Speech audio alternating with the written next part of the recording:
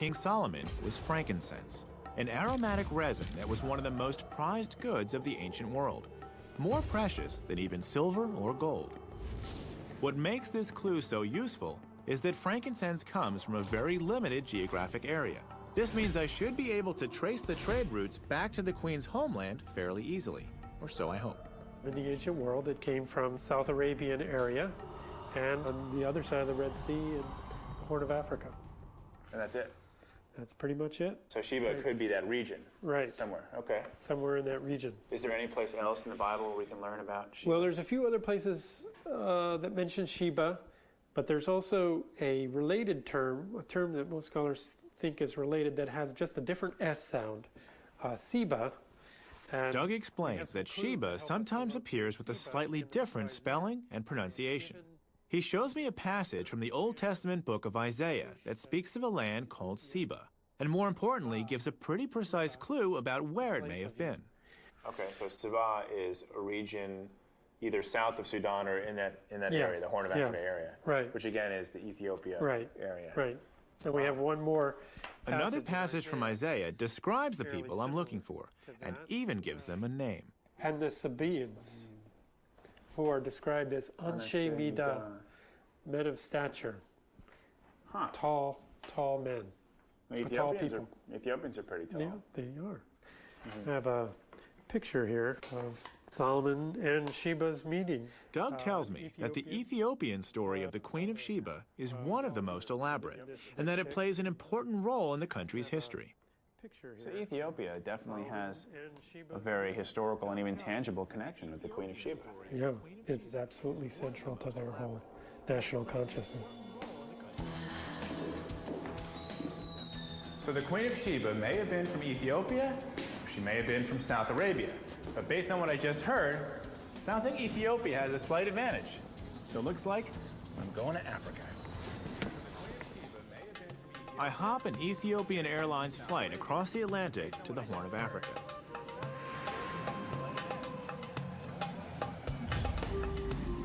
I've been to Ethiopia before, looking for the Ark of the Covenant, and I'm really excited to be back.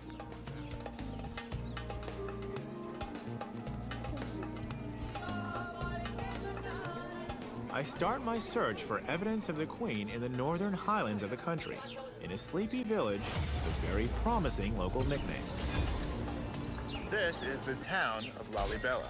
It's also called the New Jerusalem, and is considered by many to be the holiest place in Ethiopia. But is there a connection between this Jerusalem and the Jerusalem visited by the Queen of Sheba? Let's go find out. At first glance, the town doesn't bear much resemblance to Solomon's capital. But there's an elaborate complex of churches here that give the place its holy status and famous nickname. To help me learn the lay of the land, I'm meeting up with Asnaki Hubete of Addis Ababa University. Okay, so I've heard that this place is called the New Jerusalem. Yes, you see, in Ethiopian tradition, it is said to have been that King Lalibela, in order to minimize the journey of Ethiopians to Jerusalem, he was said to have Asnaki explains that Lalibela is a pilgrimage site modeled on Holy Jerusalem, the same city where King Solomon first impressed the Queen of Sheba with his wisdom. Could this place be part of that legacy? As we come upon the first of the churches, it becomes clear just how inspired Lalibela was. The site is made up of 11 churches, all carved seamlessly from the mountain bedrock, complete with windows and doors. Over the centuries, hundreds of thousands of souls have come to pray here. Even now, it's a thriving center of faith. Everywhere we go, we pass monks and nuns who are immersed in prayer, oblivious to our presence. As we pass through one of the dozens of tunnels and passageways on our way to the most sacred of the churches, Asnake fills in the details of the Ethiopian version of the Queen of Sheba legend. Ethiopians believe that from northern Ethiopia, Queen of Sheba, she went to Jerusalem to visit King Solomon. The story that Asnake tells me begins the same way as the biblical tale I heard in Washington. The queen, at the head of a caravan of jewels and incense, journeys to Jerusalem to pay her respects to Solomon. Once in Jerusalem, though, the Ethiopian version takes a very different turn. King Solomon went to sleep with her because of her beauty and her fame, but she refused. According to the legend, the queen resisted Solomon's efforts to seduce her. He promised to leave her be, so long as she agreed not to take anything belonging to him. He then set a trap. Solomon served the queen a lavish feast of spicy, salty food, but offered her no water to drink. Forbidden from asking him for anything, she went to bed with her thirst unquenched. Solomon's trap was set. In the dead of night, the queen awoke, desperately thirsty. She searched the palace for water, but the only pitcher had been placed next to the king's bed.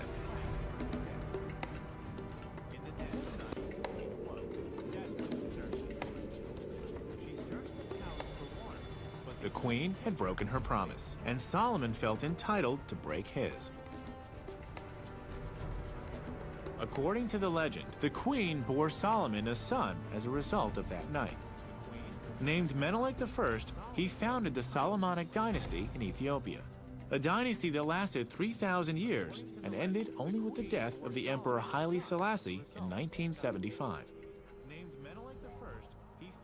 Drawing such a connection is a critical part of Ethiopian history and identity. By tracing their descent to Solomon through the Queen of Sheba, the Ethiopians thus become children of Israel and among God's chosen people. The spiritual importance of this New Jerusalem is even more apparent once we reach our destination, the most dramatic church in all of Lalibela. Carved into the shape of a cross, Bet Georgos, or the House of St. George, was the last of the churches to be constructed. The elegant workmanship and fine detail speak to the extra care that was taken in carving it. As we descend through the winding trench towards the entrance, I can't get over how incredible this place is. What's amazing is that a lot of the stone that they had to remove to make those temples had to go out these narrow corridors. Look at how narrow that is.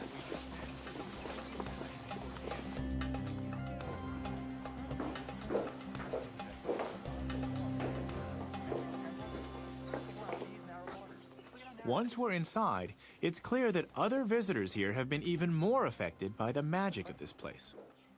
There are people who... Some of the monks spend years living like hermits in holes carved in the wall, to be as close as possible to the church and to God. Some of them would never leave the church and pray all the time here throughout their life. The whole lifetime. Yes. Living in... And some of them never leave this holy place. So people really did everything they could to be close to this place. Yes, yes. And this is one example. For instance, these are skeletons of people who were believed to have come from Jerusalem, Jewish people. Asnaki shows me the skeletons of pilgrims that the local folklore says came all the way from Jerusalem to pray here at Lalibela. Their piety was so great that after death to continue their devotion. Yes, They came here to pray. They spent their whole lives here. after they came here, they decided to remain here throughout their life. They died. It's clear that Jerusalem and the Queen have a profound spiritual influence. So what does this tell me about where to find her?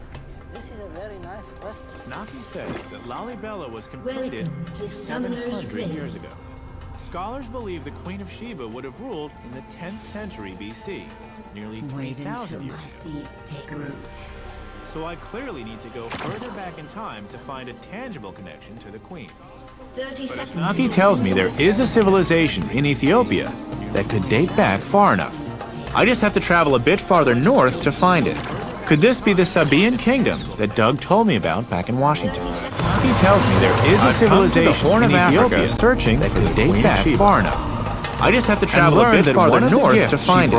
Could this be the Sabaean kingdom, which comes from only a few places around the world? He tells me there is a civilization in Ethiopia. I visited a place called the New Jerusalem, where I learned how important the Queen is to Ethiopian national identity. Now I'm following a lead that's brought me into Tigray province, the heart of frankincense country. I've hooked up with my old friend Misgana Gananu to learn more about this precious commodity. So frankincense has been used in Ethiopia for thousands of years. This is from 1,000 years ago. The land of frankincense. The Bible says the queen brought Solomon quantities of incense that would never be equal.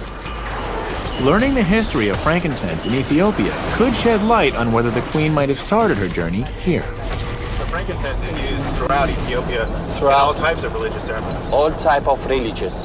When we have the church mass, the service, it should not be without incense. No incense, no service, no incense, no life. Now we're going to go see how it's actually. Now it is the same way of the doing from old tradition until now. So the process hasn't changed too much. Not too much. Everything is doing by hand. We've come to the town of Shire, where frankincense is still processed in the traditional way for sale throughout Africa and the Middle East. Working in this building inside. As soon as we walk in, I can see why he said things haven't changed much. This is how they are preparing for market, for selling. Everyone here is working on frankincense. When they come Here to in woman, Tigray province, frankincense is a major part of the local economy, just as it's been for millennia. Production involves every member of the community. So the mothers work here. The fathers are out there collecting this. they're collecting. And the kids don't really have any place to go, so they come here and help They their come mom. here and helping the family, the elder, Okay. the parents. Why don't you show me what's happening right here?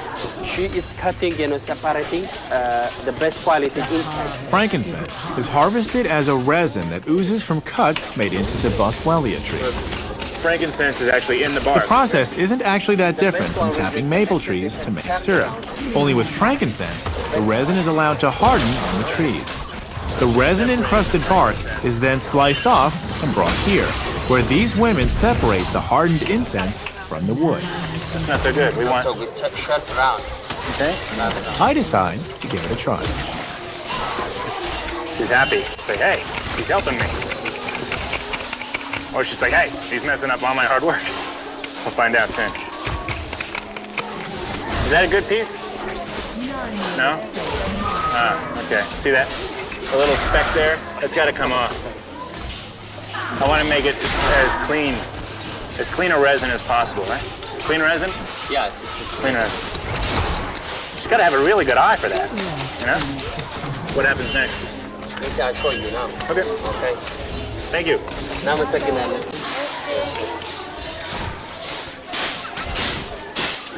Ah. So this is the second phase. This is the second phase because chop it, have it. After she- now she's separating, Yeah. So she's basically winnowing these pieces of bark, small bits of bark. Yeah. At each stage of processing, the incense is refined until it's ready for market. The highest grades are exported throughout Africa, the Middle East, and beyond, continuing a trade that began thousands of years ago. So this is the product of all their hard work. Yep. Wow. The best quality. So if the Queen of Sheba went to Solomon with this, that was an offering. Of course, there is nothing a gift more than this. See? This is worthy of a king. It is a wonderful treasure. It is the more than gold. Wow. If frankincense has been such an integral part of the economy and culture here for so long, perhaps Tigray province could have been the land of Sheba.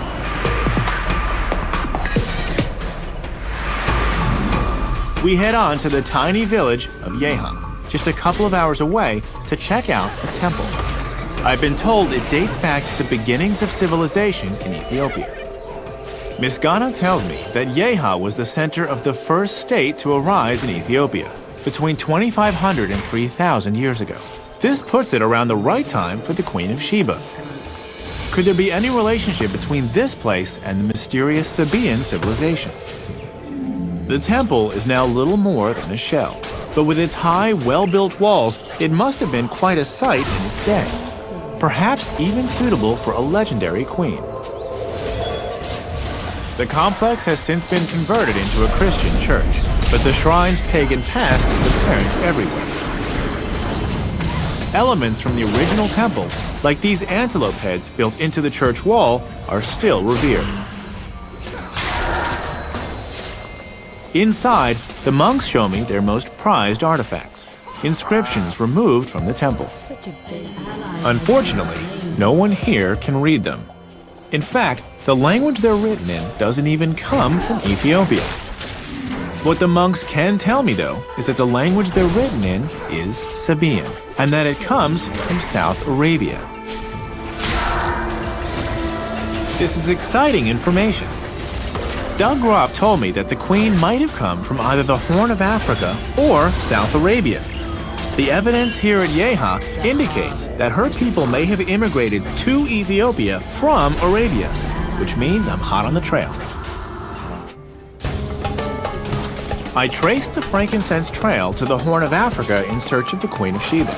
I learned how the incense is processed, and I explored the ruins of the first Ethiopian state.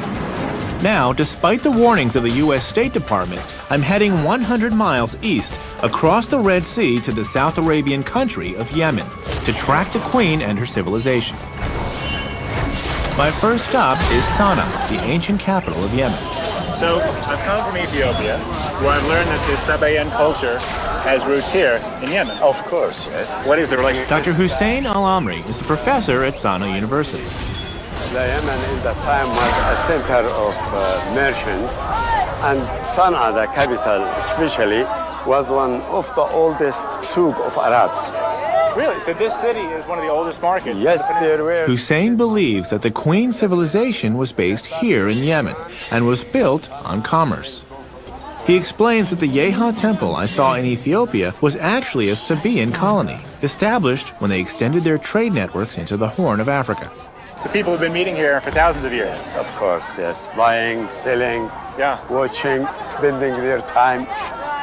Beautiful city. So tell me about The Sabaean civilization lay at the crossroads of trade and antiquity, controlling the movement of goods between East and West. This is the spice section. Spices from India, gold and ivory from Africa, silks from China, and of course frankincense all passed through the kingdom of Saba before heading north on the caravan routes to the markets of Egypt, Mesopotamia, and the Mediterranean. You seem to sell everything. Special price today, just for you, my friend. But Sana'a wasn't the Sabaean capital. If I'm to find the queen, I need to head to a city called Marib, just 100 miles east over the mountains. But it might as well be a world away. It's in a very conservative, tribal area of the country that's known for its animosity towards outsiders. I'm told in no uncertain terms I should postpone my visit.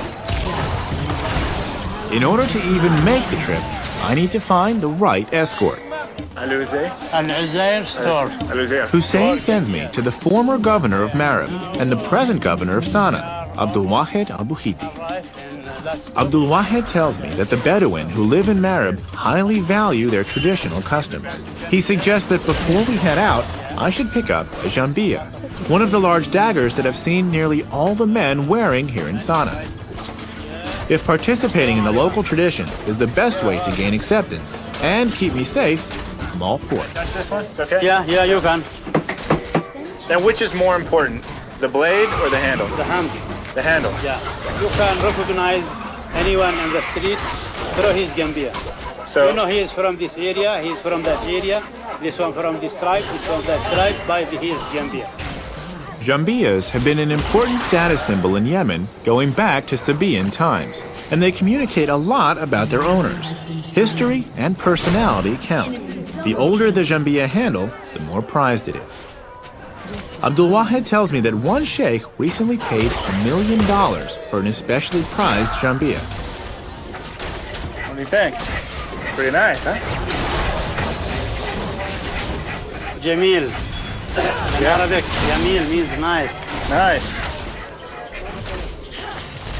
Good? Very good. Like this, or like? Very good. Okay, I guess that's it's okay. straight up, yeah? Yeah. You are Sabaean. Shukran? All right, this Now is that fun. I've got my jambia, Abdul Wahid gives me a lesson in another time-honored Yemeni tradition. Cut. We chew it like this.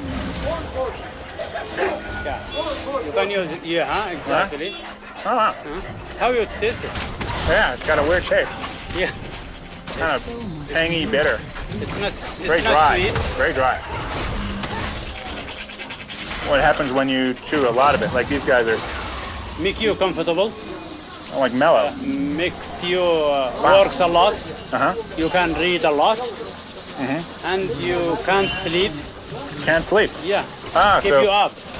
interesting. Yeah. And this is a tradition where Khat is a natural stimulant, chewed by over 80% of the population each afternoon.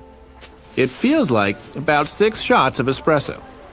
okay, You can that eat it. No, I'm good. I'm good. What? Okay. It's weird. Yeah. What? It's weird and good for you to eat it. It's not enough just to taste it. I have to have more. I've got to sign on for the full experience. It's weird and good for you to eat it all. Oh my God. So you can do it like this. Really? So I wouldn't want to offend him. Okay. Nothing will happen. Okay. It's fine. I wish I could tell you what this tastes like, but it's like nothing else I've ever had. Okay. It's really bitter. It's على قلبي. Like maybe if you ate a whole bunch of dandelion greens, but wow, bitter. Okay. How is it? Shukran.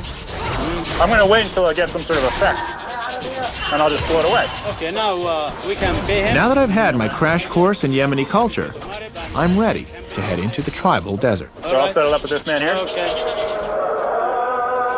I don't know if it's my excitement or the lingering effects of the Khat, but the next morning, as the call to prayer signals dawn, I can't wait to hit the road. Good morning. It's a beautiful day. I've got my jambia, and now I've got to meet Abdul Wahed. We're going to Marib. Shukran. Yalla.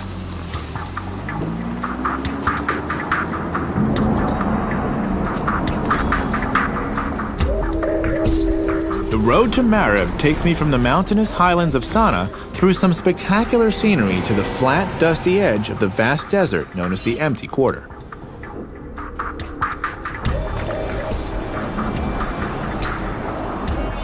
I'm going to meet Abdul Wahed along the route. He's traveled ahead to guarantee my safety in this lawless zone. Over the years, this road has developed a well-earned reputation for highway robbery. Good morning. Some of the tribes have been known to kidnap travelers and hold them for ransom. Traveling with Abdul Wahed should make things go smoothly, but even he takes precautions.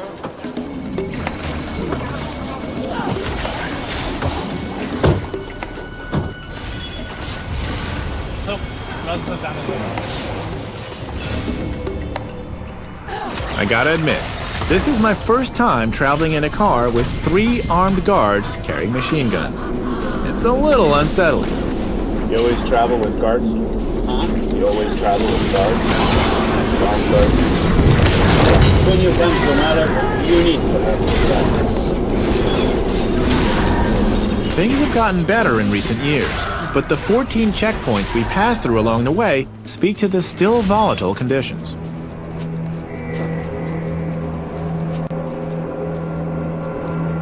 "100 miles later, we arrive safely at the outskirts of the city. Ordinary. As we approach the ancient town, I see buildings rising in the distance. When we get closer, though, it becomes clear that what I see is a city of ruins. Abdul Wahed explains that these buildings date back some 300 years, but that the city's foundations go back nearly 3,000 to the time of the Queen of Sheba. After so many centuries of civilization, it was a modern war in the 1960s that finally left old Marib a crumbling relic, inhabited by only a few lonely squatters. An enemy has been slain. Shut down. As we move on, I can only hope that the rest of Marib's ancient past hasn't met a similar fate, and that something of the Queen can still be found. I've traveled from the Horn of Africa to the deserts of Arabia in search of the Queen of Sheba. In the old city of Sana'a, I was welcomed by the local governor, Abdul Wahed al-Buhiti, who's escorting me through the lawless tribal deserts of Yemen. The Bedouin are famous for their hospitality, but hostility can also arise at a moment's notice, which we soon found out. After we left the ancient city of Marib, heavily armed tribesmen surrounded our camp in the middle of the night. we were literally under house arrest. In a place where foreigners are routinely kidnapped, the stakes were very high. Thankfully, Abdul Wahed has taken pains to help me navigate the terrain. Drawing on his contacts from his days as governor here, Abdul Wahed has called a meeting of the local tribal sheikhs so that I can pay my respects and prove my intentions. I make sure to do all the right things.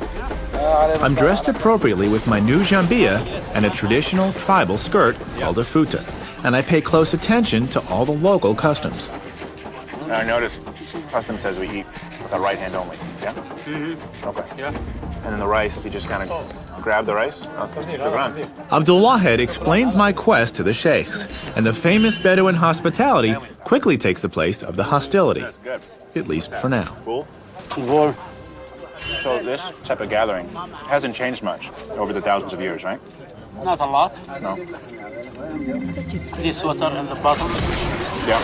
Okay. From the foods, maybe. Alive. Cell phones. Cell phones are new. Okay. After dinner, we sit around the fire to share stories about the Queen of Sheba that have been handed down through generations here in Marib. Very nice. Yemeni, yes. My new jambia goes over well. In Ethiopia, the legends I heard about the Queen of Sheba were very detailed and played a big part in defining Ethiopian national identity. Now that I'm here in Yemen, I want to hear the Yemenis tell her story and find out about the place she occupies in their history and culture. They believe she came from the far desert, and she is for sure from Marib. They feel honored because Queen of Sheba from their land, from their hometown. I hear tales of a beautiful young woman named Bilqis, who appeared from the dunes to assume the throne of the kingdom of Saba.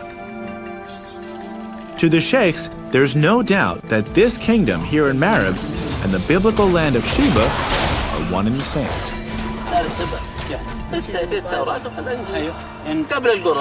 In the holy books. Yes, and in the Quran. The Quran also tells vivid stories about the kingdom that Bilqis ruled, and what's more, where to find its remains. It was a heaven. Saba have two heavens. The sheikhs explain that the land of Saba is described in the Quran as land of the two paradises. The name comes from two oases created by a massive dam the Sabaeans built here in Marib, a dam whose ruins, they tell me, can still be seen nearby. Sounds like I need to go to see this dam and to explore Marib further. Do I have the permission of the sheikhs to do so? هل يستطيع أن يعتبر أنه لديه تصريح من المشايخ يتحرك بمارب حيثما يشاء؟ هذه تعتبر تغير مع هذا. This Gambia, it's like a permission for you to go anywhere. Okay. And so if I have their permission, that's all I need. Shukran. And thank you for this. This was شكرا على العشاء وشكرا على هذا الوقت شكرا على المقابلة.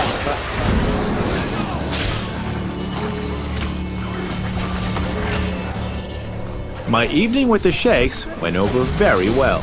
Not only did I gain their permission to explore their land, but the stories they told me about the Queen of Sheba have inspired me. Now, my goal is to search for archaeological evidence to support their stories. I've arranged to meet archaeologist Zaydoun Zaid at the Marib Dam to tell me more. So this is one of the towers of the dam. Yeah, this is one of the towers, that's right. Where's the other one? South tower, that one, there, the south one. There was a wall going. The dam's wall stretched from where we're standing all the way to the South Tower, over 2,000 feet away. That made it about twice as wide as the Hoover Dam. The water it controlled was used to irrigate the valley below, supporting an estimated 35 to 50,000 people. This really must have been a lush green valley. Well, as you can see now, it's still green. And you can imagine at that time, it was much, much, much more. Yeah. The water which was coming out of here was supporting at the two sides of it something like paradise. Two sides of them, one at the right, one at the left. I've heard about this. So this is the left paradise and the right paradise. Exactly. That's it. The dam worked by collecting runoff from the mountains and then channeling the water into sluice gates on either side of the two towers. The gates, in turn, led to canals that branched into the valley below, creating the oases that gave Saba the name Land of the Two Paradises.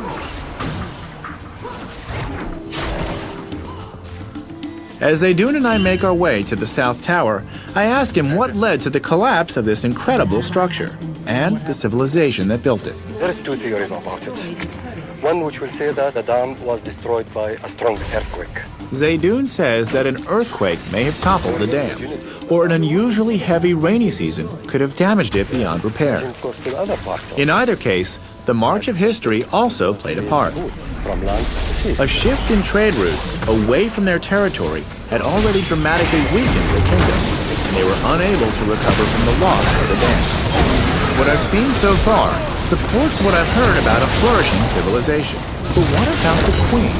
It's thought she would have reigned in the 10th century BC. Does the archaeological evidence here date back far? Well, the construction of the dam went through different phases, and what we are looking at the latest of it. Well, inscriptions on the tower are written in the same Sabaean script I first saw in Ethiopia.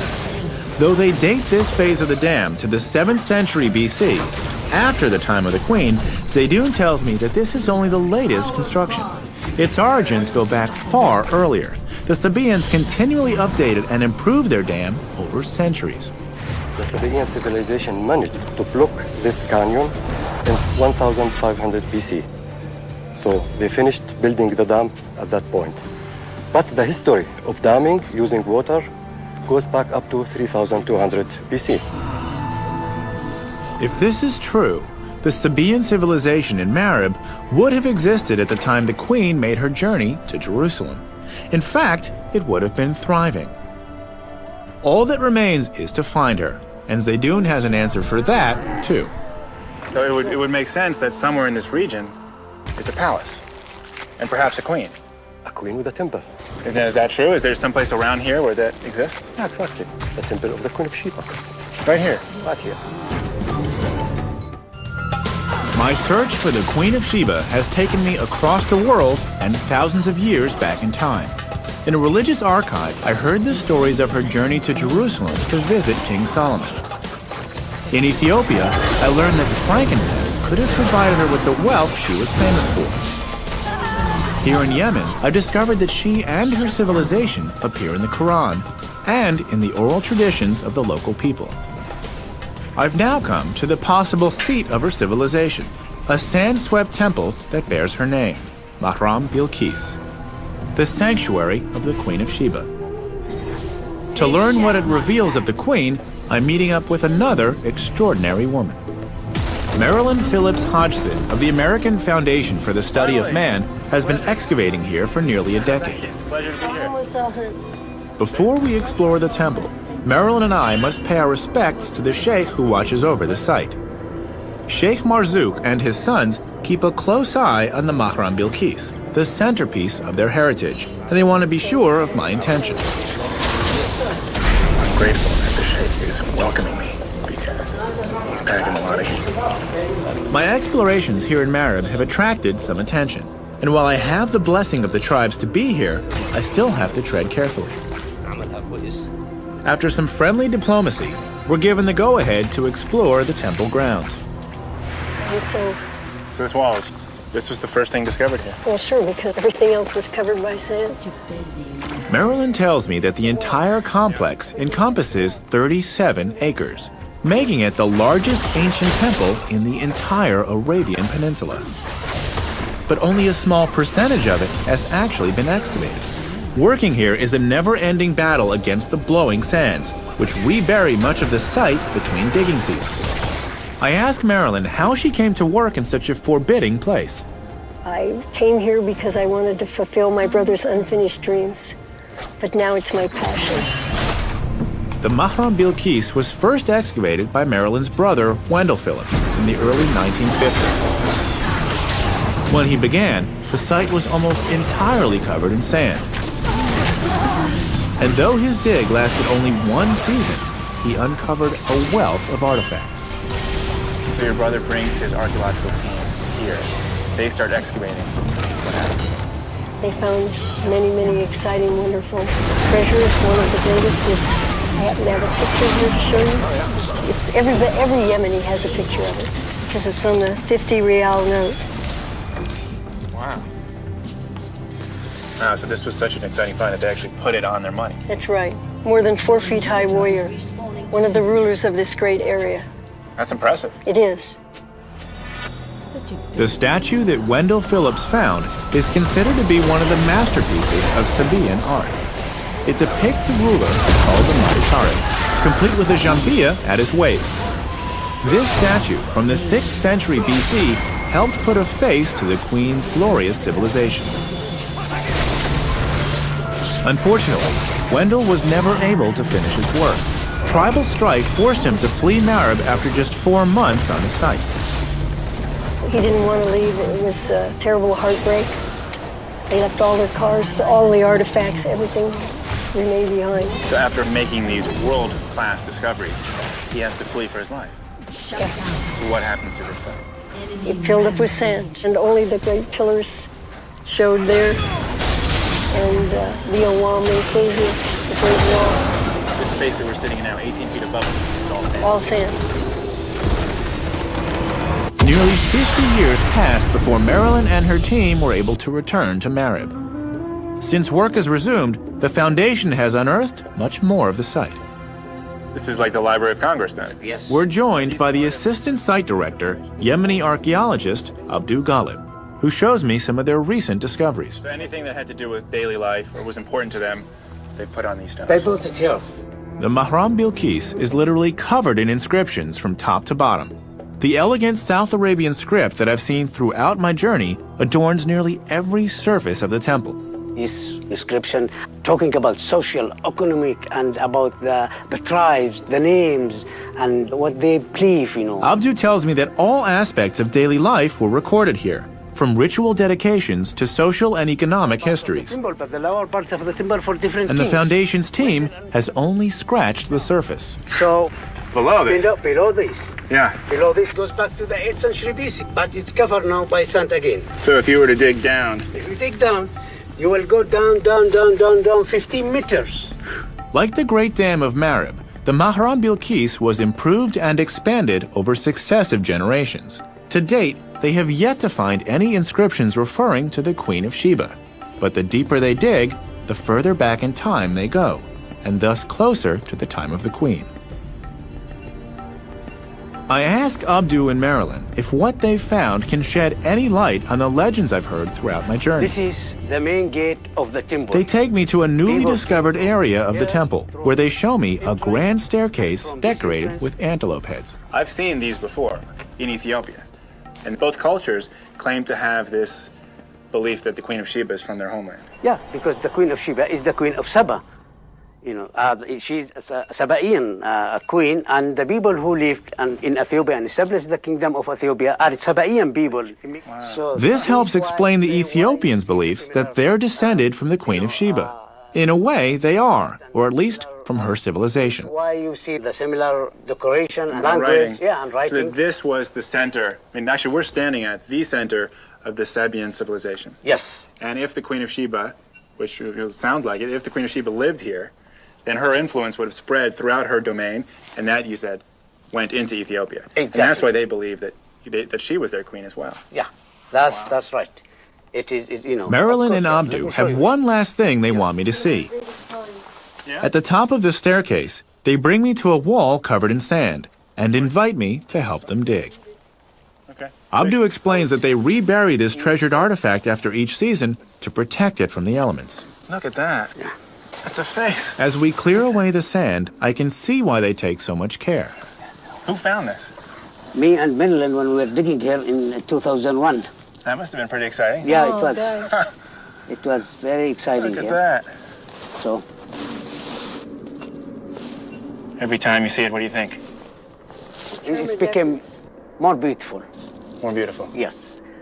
You know. This is my favorite discovery. Even though it's not as early as the time of the Queen of Sheba, I'm sure that when we do see the statue of the Queen of Sheba, she will be something like this. It's clear that the Mahram Bilqis is an incredible archaeological site. Every season of digging reveals more about the remarkable Sabaean civilization and brings Marilyn and Abdu closer to finding the real Queen of Sheba. She speaks to you.